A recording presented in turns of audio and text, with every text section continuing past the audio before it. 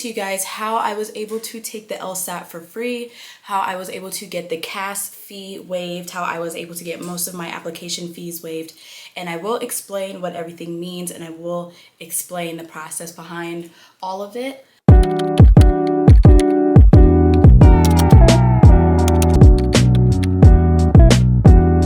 Welcome back to my channel. If you're new here, my name is Akmara. I am an incoming 1L first year law student at Delaware Law. I'm just gonna get right into today's episode. So in today's episode, I am going to be explaining to you guys how I was able to take the LSAT for free, how I was able to get the CAS fee waived, how I was able to get most of my application fees waived, and I will explain what everything means and I will explain the process behind all of it. So when you are first signing up for the LSAT, you have to create a profile on LSAC, on the LSAC website, and once you do that, there will be a place, I will show a screen recording, but there will be a place for you to apply for an application fee waiver or an LSAC fee waiver in general. LSAC fee waiver is income based, so it will ask for the previous year's tax returns.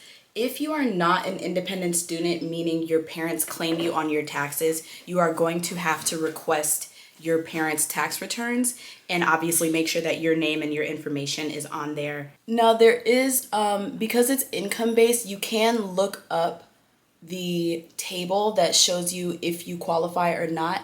I would still highly encourage you to apply just because you don't, or the chart may tell you that you don't qualify. There are ways for you to appeal that process. It just depends on how much you're willing to push for this fee waiver. It took about a week for me to hear back from LSAC that I was approved for my fee waiver. And after you are approved for your fee waiver, let me back up. If you are denied for your fee waiver, there is an appeal process. I am not 100% well versed on the appeal process simply because I did not have to do it. But I will include some links in the description of this video for sources that I found of people that I know personally that had to appeal, and these were the resources that they used to help them appeal. If you are approved for the LSAC fee waiver, yay, congratulations. You are now able to take all of your LSAT tests for free. My apologies, guys. That is totally wrong. If you qualify for Tier 1, you can take the test twice for free. If you qualify for Tier 2, you can take the test once for free. My bad. It also covers the CAS fee. The CAS fee is basically the profile that you are going to build. You are going to upload all of your transcripts, your letters of recommendation, your resume, everything, basically your entire law school application that's going to get sent off to all the law schools that you apply for. You can build it in your CAS profile. That is a $99 fee.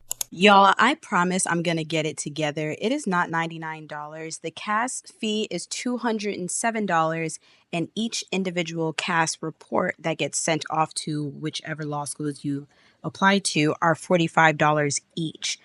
Each tier, if you qualify for the fee waiver, covers the CAS fee, the $207 fee, but Tier 1 covers more CAS reports than Tier 2. I believe Tier 1 you get 6 CAS reports, Tier 2 you get 4 CAS reports. Please double check with LSAC website to be absolutely sure, but yeah, sorry guys. I promise I'm gonna be better. Y'all, listen. If somebody would have told me, I'm just forever grateful that I did qualify for the LSAC fee waiver, because $238 to take the test. God forbid you have to take it more than once like I did, and then $99 for the CAS fee. Like, what do you want from me? Law school is truly an investment. Schools, it will waive any of your application fees. Now, there was one school that I applied to that absolutely no way possible accepted any kind of fee waivers. They specifically said on their website, do not email us asking for application fee waivers. We are not providing them. I don't know if they're not providing them at all or if they just weren't providing them for this application cycle. But I thought that was a really big bummer, just because, again, if you don't qualify for the LSAC fee waiver and you're already paying all this money out of pocket, I don't know, I'm not gonna say that's insensitive, but I just feel very strongly against that, not offering fee waivers for those who might qualify. Now, obviously, if you come from a place of privilege, I hope that you recognize that and that you really appreciate that you are not in a financial position to where you need a fee waiver of any kind. And I hope that you wouldn't feel like jealous. You know how some people are like, oh, well, I had to pay all my application fees. It's like, yeah, because you have the money to do that. But I don't know. I just think it puts a lot of students at a disadvantage because this particular school, their application fee was like $160 just for you maybe to not get in. You know what I mean? I don't really want to say the school because I don't want to make it seem like I'm bashing them, because I'm definitely not. I don't know. I would have expected more. Say, even if you don't qualify for an LSAC fee waiver, please don't be discouraged. There are organizations or people who will essentially give you a scholarship and help you pay for your law school application fees. And if not your fees, there are programs or there are people who give scholarships that will help you put together your law school application. I just moved from Portland, Oregon, and there was a consulting firm called Spivey Consulting that does a pro bono scholarship where they basically will help you put together your package, and their services, if you're paying for their services, cost upwards of like $2,000. And so I'm just sure that there are, if not entire agencies, there are lawyers who might be in your community who work in the field that you want to work in or not, but who will want to help you. They want to help the next generation. Or there are firms that are just, they have a lot of pro bono initiatives, or they have a lot of community initiatives, a lot of CSR initiatives, where they will go out into the community and want to help the next generation of lawyers. So dig into that, look into that as well. Aside from the LSAC fee waiver, look into your community for resources or for people who want to help.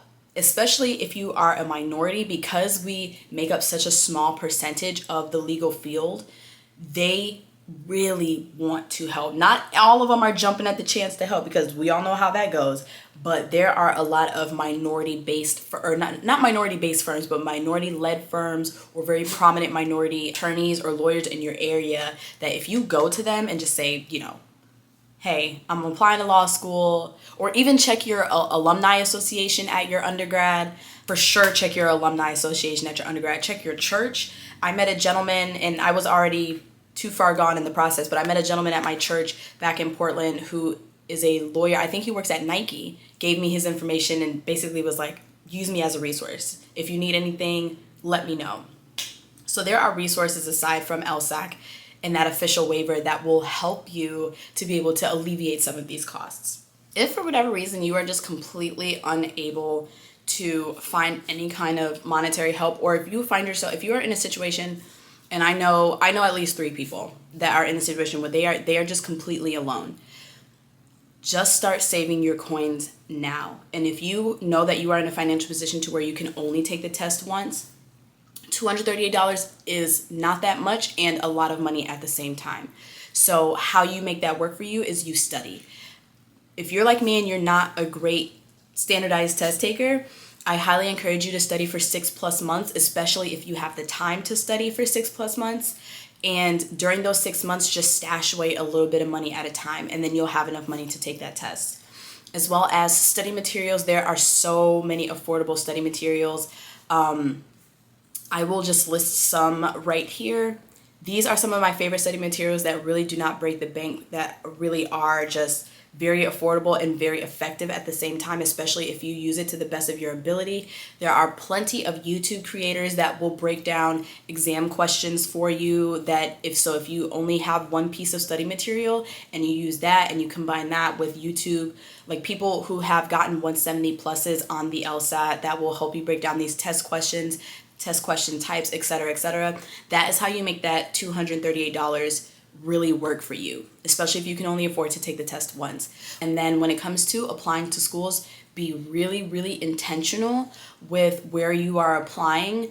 I'm not at all saying just only apply within your metrics to save money, because you literally never know. A school that's way outside of your metrics could still give you an acceptance based on your personal statement and the other pieces of your application. Your LSAT is only one piece of your, I cannot stress this enough. I did not think I was going to get in anywhere. I thought that I was going to have to go to like a really, really bad school and then maybe transfer out. But because the other pieces of my application were very telling about the kind of person that I am and the kind of student that I am, that ended up working for me. Also, I want to add that if you have schools in mind that you really want, like if you have like top 3 schools that are like, you're just, oh my God, I love these schools. And then you have like, you know, like maybe 2 or 3 other schools that are also acceptable for you and your law school journey, email those schools directly. If you are able to go to those schools in person, like they're close enough to you, go in person to their admissions events, you know, rub elbows with the admissions counselors and then email them, or you can always schedule a meeting with admissions counselors at any point in time for any reason. And it also helps to show face, especially if it's your dream school. And again, this is very important, especially for those who, again, do not qualify for the LSAC fee waiver and are paying basically everything out of pocket. Do what you can to show face to these admissions counselors, and then at some point before you start applying, email them way in advance and ask. Schools have their own application fee waivers that they'll give you like a code or like a special link to where you don't have to pay. So even if you have to pay, you have to pay to take the test.